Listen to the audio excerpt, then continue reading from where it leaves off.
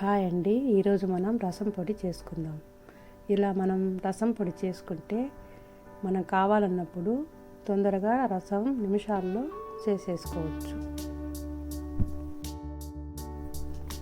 దీనికి ముందుగా స్టవ్ పైన ప్యాన్ పెట్టి 1 కప్పు ఉలవలు వేసి లో ఫ్లేమ్లో దోరగా వేయించుకోవాలి. వేగిన తర్వాత ఒక ప్లేట్లోకి ట్రాన్స్ఫర్ చేసుకోవాలి.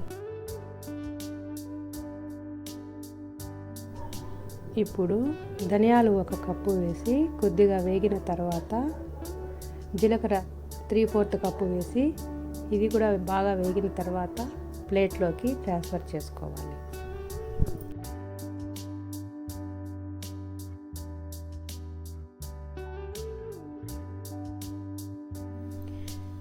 తర్వాత మెంతులు 1 టేబుల్ స్పూన్ వేసి కొద్దిగా వేగిన తర్వాత 1/2 కప్పు మిరియాలు వేసి వేగాక దీనిని కూడా ప్లేట్లోకి ట్రాన్స్ఫర్ చేసుకోవాలి.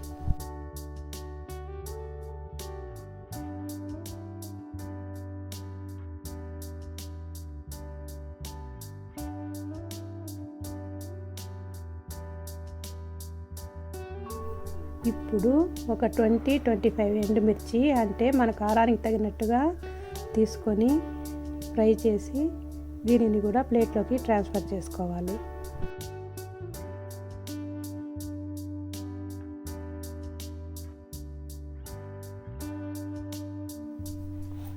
ఇప్పుడు అదే ప్యాన్లో కడిగి ఆరబెట్టుకున్న కరివేపాకును కూడా వేసి క్రిస్పీగా అయ్యేంత వరకు ఫ్రై చేసుకోవాలి.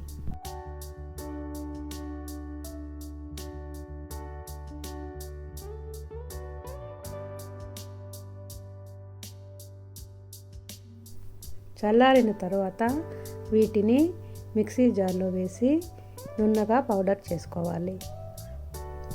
అంతేనండి, రసం పొడి రెడీ అయిపోయింది.